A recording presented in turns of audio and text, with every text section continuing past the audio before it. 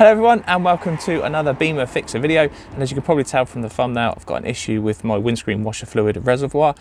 Even though it's full, I'm still getting a warning message on the dash saying that it's empty. So my guess is that the level sensor has gone bad, so we're going to switch that out and see if that solves the issue.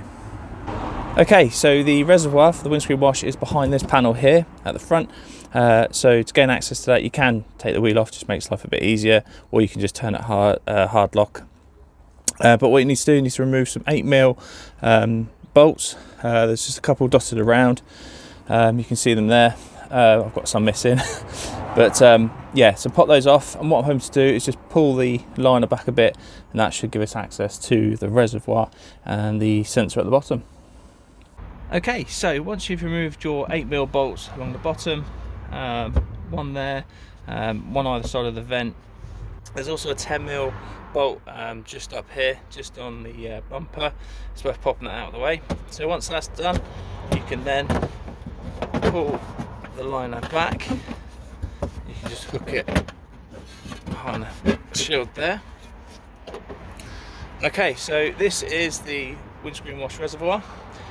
These are two motors, one for the windscreen and one for the headlights. And this connection here is to the level sensor. Now to move that, all you need to do is you need to unplug it, so you can just squeeze the clip at the bottom, give it a slight wiggle. You've probably noticed as well, I've just removed the tray from underneath there as well.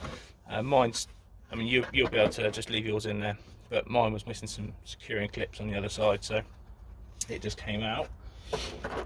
So yeah, so once you've pulled the connection out there, what you need to do then is grab the sensor, give it a twist away from you, quarter turn, like so. It just pops out like that, and that's the sensor. So what we'll do now is we're going to grab our other one from Miley, and we'll get that popped in. Okay, so we have our new sensor from Miley. Is it Mylar? Anyway, worth pointing out that they will look slightly different, because this is actually the exact same sensor they use for the coolant. They even share the same part number, which I will put in the description, so don't worry if you see that it's different and it arrives and it's different. So you can see that the probe bits are different, but the actual fitment is exactly the same. It's because they are actually the same sensor. So popping it back in is just the reverse. So just locate the hole with your finger there. He says, there we go. Just goes up, push up, twist back towards you, reconnect it. There we go. That's it. As simple as that. So what we'll do now is we'll put the trim back down. Put the trim back down. Secure that. Get that panel back in underneath. Fill out with coolant, and then that should be the end of the problem.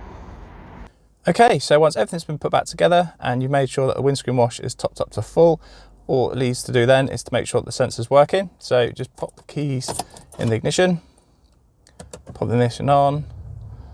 So first signs are good. Usually would have a warning triangle just come up here.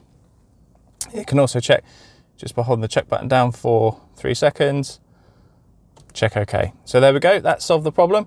That's all there is to it. So if you enjoyed the video, please get a thumbs up. Please consider subscribing if you want to see more videos like this. And as always, if you've got any questions, please just let me know in the comments. I'll get back to everyone as quick as I can.